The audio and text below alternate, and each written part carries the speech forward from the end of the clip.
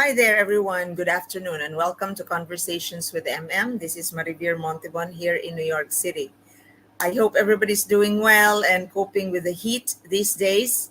So, we have another wonderful episode for you, ladies and gentlemen. Today, we are going to discuss about folklore epics, and this is very a rare topic again. And but before that, I'd like to say thank you to our partner in Las Vegas, PHLV Radio, for streaming us from the west coast of the country. So now, Conversations with MM is already nationwide. Thank you naman for that, Kuya Johan.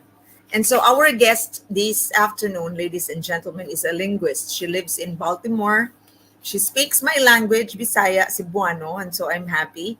And she is a linguist and has a degree in Master of Arts in Literature. And she is the pioneering researcher of Guman, the epic of the Dumalinao in Zamboanga del Sur. I'd like to welcome the wonderful Esther Klug, formerly Malagar. Hello, Ate Esther. Welcome to my Hello, podcast.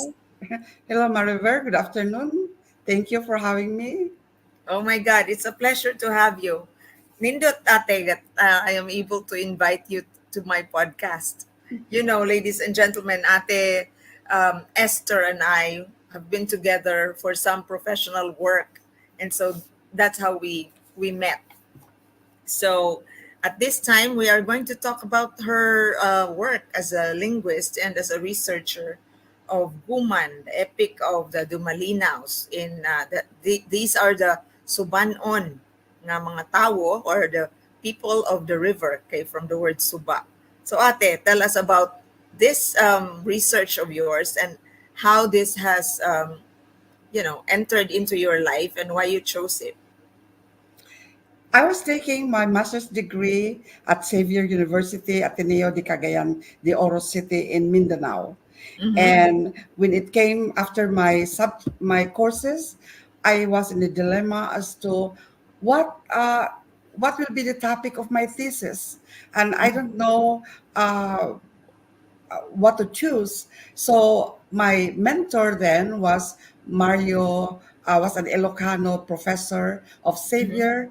I think his name is Mario Rosal. I'm sorry, this happened 5 decades ago. And Tagal na. um, he suggested that I should pick something that is accessible, that has never been done before. Mm-hmm. So I picked Guman because I was also working closely with the Research Institute of Mindanao Culture in that school, in that university, and I was also working in the office part time of Father Borromeo, who is the curator of the museum there. And I saw several works on epics and researches. So I picked the Guman, the epic of the Suban-ons in Zamboanga, because it's close to my home. Mm-hmm. And I noticed that nobody has ever published the entire epic ever. So I Mm-hmm. said, this is a good opportunity. It's not that hard because I don't have Yeah. to invent anything. So Uh-huh. I will just gather it. So I was fortunate enough to be one of the recipients of a grant from the Ford Foundation here in the Mm-hmm. United States of America. They gave me allowance, money to finance my trip, Mm-hmm. insurance, which is very important because I was going in the remote area of Zamboanga. Mm-hmm. Luckily, I have a relative who is the superior of a school there, Sister Macarios, who is from Ilocos. And since my grandfather is from Ilocos, she is my distant relative. And she invited me to stay in the convent. So I could have been Oh. a nun, I think. How old were you when you did the research, ate? I think I was, 'cause I finished college when I was 17. I don't Oh, know. early. Yeah, I just spent my time going to school. So, I finished it in three years, I think. So by the time I think I was 21 when I Mm-hmm. started this research, and no, I was not 21. I was yeah 21, Uh-huh. and um, I was single when I started it. Mm-hmm. But then along the way, I got married. Okay. I How got long did you do the research for? I did it for over a year. Oh, So okay. I started when I was still a student. I finished my master's. I got married, and then I got pregnant. Mm-hmm. So can you While imagine doing the research? a pregnant woman traveling to these mountains? Oh my And God. the only reason why I have to do it at that time is because Ford Foundation gave an ultimatum that if I don't finish my research and publish my thesis, Mm. they will stop the grant that they gave that they have been giving to Xavier University. So I that was like on my plate that I'll be the one that will cause it to be stopped. So you had to do it. Like, I have to you do were it. forced to do it. Huh. So I Okay. spent my time traveling there. And because it was a remote area, I have to have a guide. I have to ride. And at that time, remember, in the 70s, Mm. there's no good roads, What's no your mode of internet, transportation? no cell phones. Yeah. Oh my God. So I have my, so the first step I did was to look for a person who is known to be a chanter. So Mm. this epic is chanted, and Yes. the because it's an epic and chanted, and this group will chant it at night. But I have to do my research during daytime because it's not a very safe place. Yes. So why do they So do it at night, ate? Why do that's they how we do chant in it the evening? because this is like an entertainment. This Okay. is like an entertainment and usually done during a gathering, a fiesta, a wedding, Mm-hmm. okay, a funeral. So they do it at night. So because I have to do it during daytime, the chanter that I found has to have the whole house dark, Mm-hmm. and she covered her eyes. So it's like a semblance of darkness, nighttime, Mm-hmm. and and uh, it was not done in one at one time. So I have to go back and forth, Uh, and it was first recorded. I don't know if you were already born when we don't have uh, a digital recording. We have to use a big tape recorder so with you bring a a big cassette recorder? yes big cassette Wow.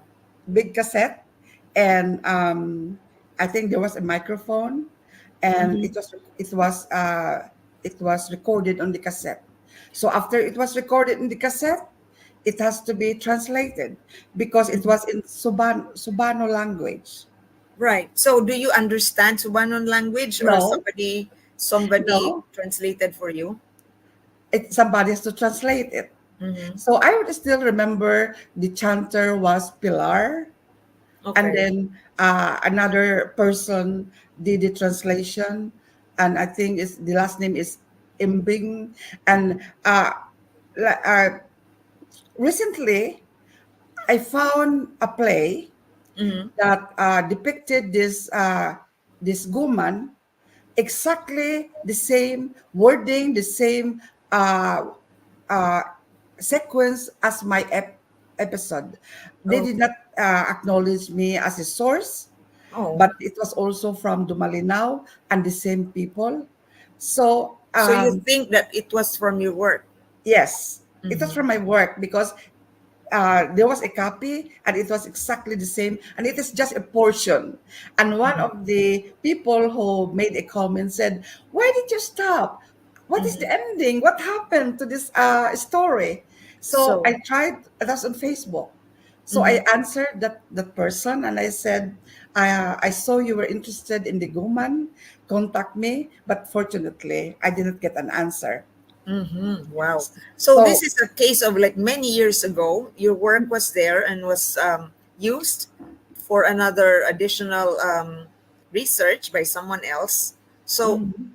things like that, ate, you have the right to inform that person that that's my work and prove it that it is yours. Yes, but uh, going back, Mm, after that, uh, I defended my thesis. I passed it, and yeah. then there was the thesis contains the uh, like the comments about it, and Mm-hmm, then the entire narrative in Suban-on, and then a mm-hmm. translation in English.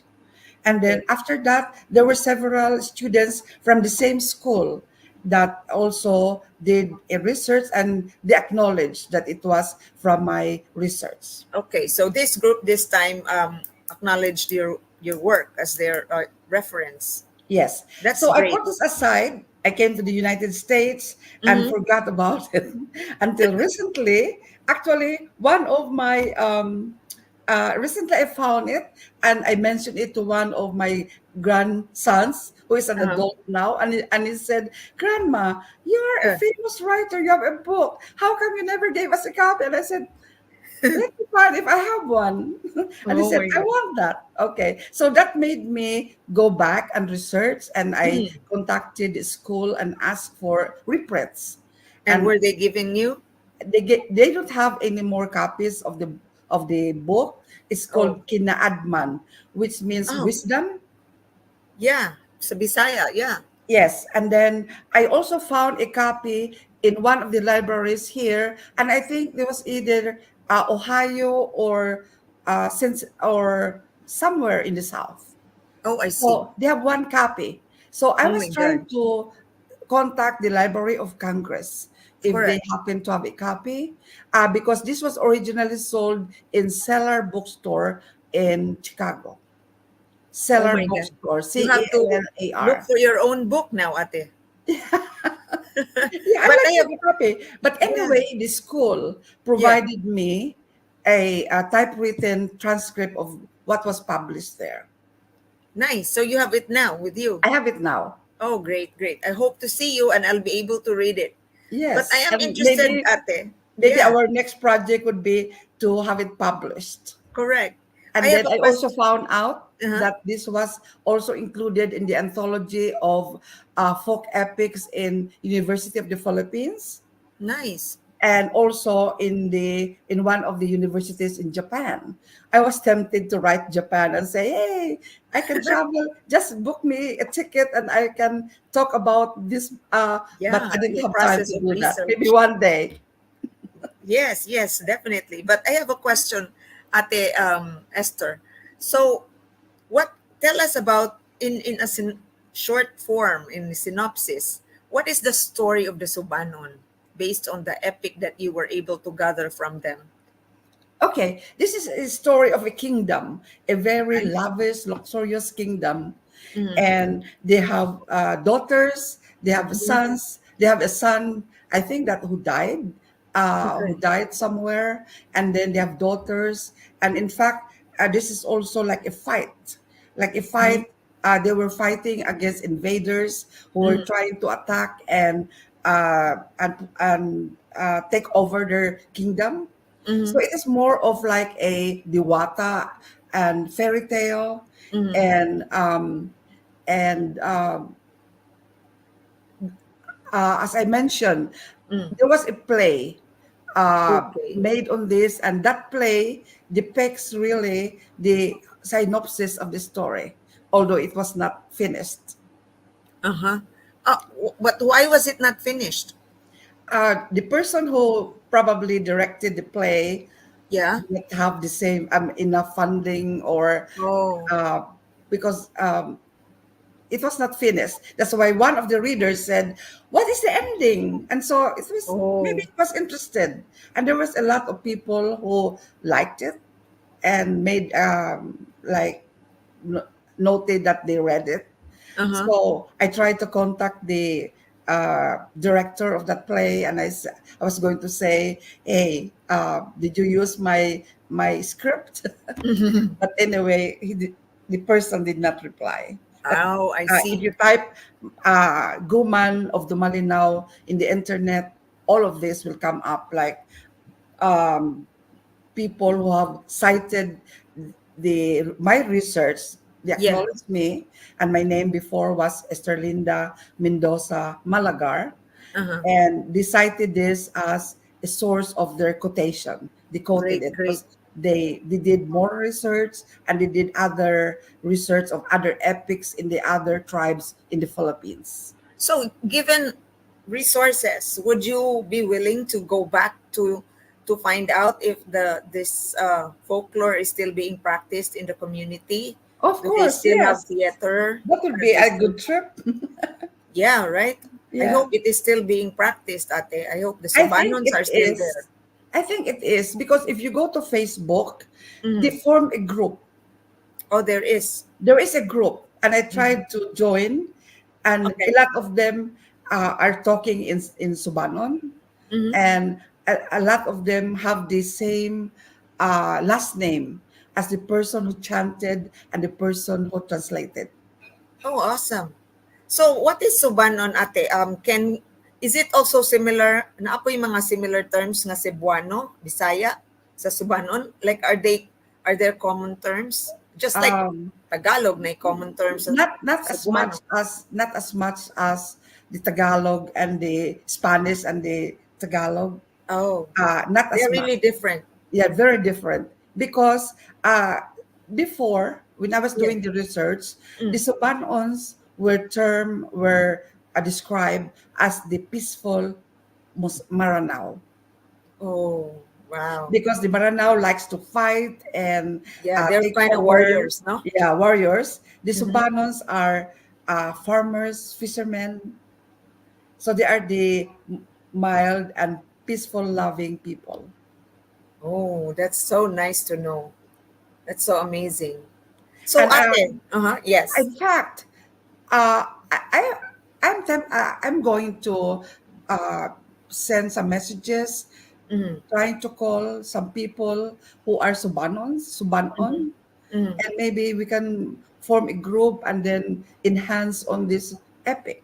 Maybe they have more epics. Yes, it's really worth preserving because this is like the heritage of that community, of the locality. So, Ate, on your personal aspect, why did you become a linguist?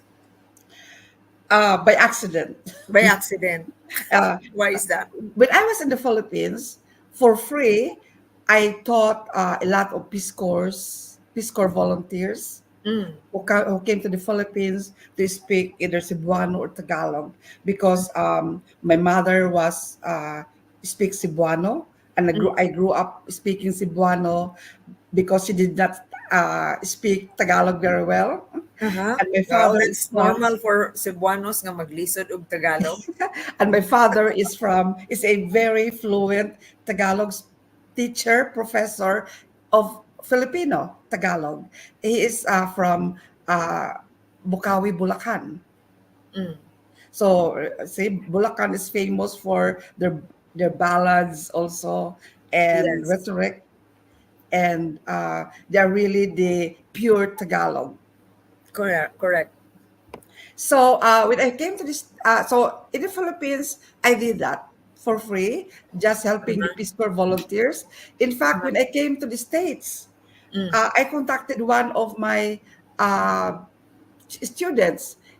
He still lives here in Pennsylvania, in New York, and Mm-hmm. he speaks a little bit of this Cebuano.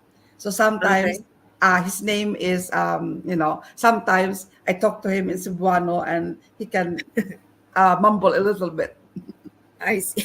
And so one day, when I Yeah. came to the States, I did a lot of things. Mm. I started to do real estate, insurance. Mm. And then one of my clients in insurance, when I asked him what his profession was, he Mm. said he is an interpreter. And I said, "What does an interpreter do?" He explained to me that what a interpreter goes to court and interprets into the dialect the proceedings and Mm. the native language. So, and he said, "Oh, you can become Filipino interpreter because we don't have one." Oh, and I said, "Oh, we don't need an interpreter. Oh, Everybody in the Philippines speak English." right. And don't need an interpreter. And he said, "Well, just try." So I applied as an interpreter, Mm-hmm. and I was accepted. And for 20 years, I was the Okay. only interpreter for the whole state of Maryland. Wow. I was not busy because a lot of people don't really know that they can ask for an interpreter. But after Mhm. 9/11, when the Yeah. language access became a right, I Yes. became busy. So Okay. that is how I started. So now I am doing interpreting in all the courts all over the country, and I was also asked to do interpretation in Central Africa, which Wow. I thought, oh, there's no Filipinos going to Africa. But when I arrived But there, there there were is. 300 Filipinos Wow. in an oil rig. So that's another Oh story, my gosh. maybe.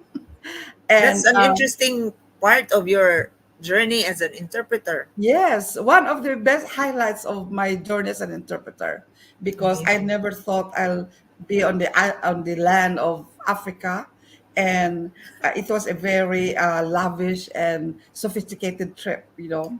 Oh my gosh. That's interesting, Ate. So, um, tell me, when you came to the US, you brought your children, and so you were also raising them here. Uh, How was that, raising the kids here? I have three boys, Mm, so fortunately, they were already out of their car seat and diapers when I brought them here, okay. because I could just imagine, Yeah. coming here and taking care of three kids in this foreign land. So you It's know how hard. it is in the Philippines. We are so spoiled. Yes. We We have have yaya babysitter. and all this, Yeah. but then we cannot afford it here. So Mm-mm. I was lucky that they are already able to take care of themselves. So uh, Oh, one of my yeah. oldest sons actually Uh-huh. always make a comment that, "Mom, I thought we were only visiting America. I thought we are not Oh. staying." Oh. He was thinking of going back. He was just thinking of He a thought we vacation. were going back, but I was actually planning on staying, but he didn't know that. But anyway, Oh my I gosh. have three boys, and Uh-huh. they all live here in Maryland, and they Mm. are all married, and I have Okay. 9 grandchildren. Wow, And I nine. have one of my oldest Daghan. grandson who actually showed interest in the publication, got Mm. married, and has a son. So I am a great grandma. Already. Oh my God, congratulations. What a Yeah, I'm blessing, so Ate. lucky and blessed that I'm still around to see them. And then you're And jet setting the US because of your interpreting work. Grabe naman. So, so yes. interpreting, actually, I'm glad we are in the US, because in the Philippines, there's an age limit of when you can work. But Yeah. here, as long as you have still stable mind and clear thinking, you can be Yes. an interpreter. And you're And still I love physically my fit. job because it is so diverse. It's Mm-mm. never boring. You have different topics. You go to different places, and you meet so many people. You And also feel like you are a lawyer because you know the law and what happened to the person you're interpreting for, right? because my first job here, Mm, aside from uh, doing insurance, mm, was working in law office. I worked for big law firms here in Baltimore, actually four of them. And that's where I learned about law, and that was one of the best jobs I have here. And I also work for 7 years at Bonsicor Hospital mm. as a assistant risk manager. So those two jobs um, helped me in my being a linguist here, because Amazing. we have to deal with law, and then sometimes I'm sent to hospitals. That's nice, Ate. I love your journey. Parang you're so cool. I mean, the first time I met you, were like, so cool si Ate. And you too. You have so. I was reading your your project now? And I said, oh, I want to be in this project. Oh, okay, okay. That's going to be exciting. We will have some more mga projects together. That's great. So, Ate, one last question until and then we wrap up. Tell us about your reflection on journey mo as an immigrant, as a successful professional and mom and an academician and a researcher. So, how is life presenting itself to you, and what can you say to the younger generation para naman we can cope, we can succeed? Okay. Uh, we are so blessed to be here. And there's no place like home, but to me, this is my second home. I still have siblings in the Philippines. I have a brother there and three sisters. And that's why I always go back as often as I can. But Okay.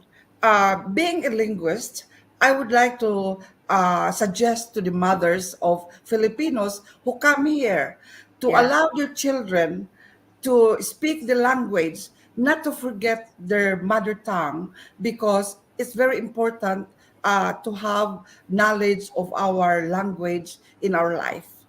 And also, um, don't be ashamed that you are speaking uh, English in a with a Filipino accent, Mm-hmm. because we are so fortunate to be able to speak more than one language, because Right. it's not easy to learn a language. I think if I did not have parents who speak both Cebuano and Tagalog at home, I Yeah. will not grow up to have two dialects in my knowledge. So Right. when you come here, I think America is a great country. And as long as you work hard, you don't care what kind of job, uh, save money and uh, enrich yourself spiritually, physically, materially. I think this is a very nice place to live, and then go back home and enjoy the um, the great character of Filipinos, which is one of the best citizens of the world. Everybody who visit the Philippines don't want to leave the country. I love the Philippines and I love America. Amazing. That's so great. Thank you so much, Ate. That's a very lovely message. It's very inspiring. Ma-inspire man sa tana. So we have to practice our Cebuano, right? We have to use Yes, it. And we also you speak English, and then we have the best cultures in our psyche, in our DNA. Great, great. That has been so wonderful. Thank you so much, Ate you're welcome, Esterlinda Maribel, and Malagar. congratulations on your great work. Also, I Oh, I I am so happy to meet you because you are just so diverse in your world. thank you. I am also inspired by my own world and my work as a journalist. So, anak ra gyud na siya. You have to love what you're doing, and so we will lift each That is the other up. key. Love what you do, and you can do it forever. Yes, indeed. Thank God. So, thank you, Ate, and I'll see you again soon. And Soon. ladies and gentlemen, I hope you enjoyed this episode. So, daghang salamat in my language in Cebuano. Maraming salamat in Tagalog. Daghang salamat. Maraming salamat. And thank you very much. So, see you again in our future episodes. Take care of yourselves and take care of each other. Bye for now. Bye for now.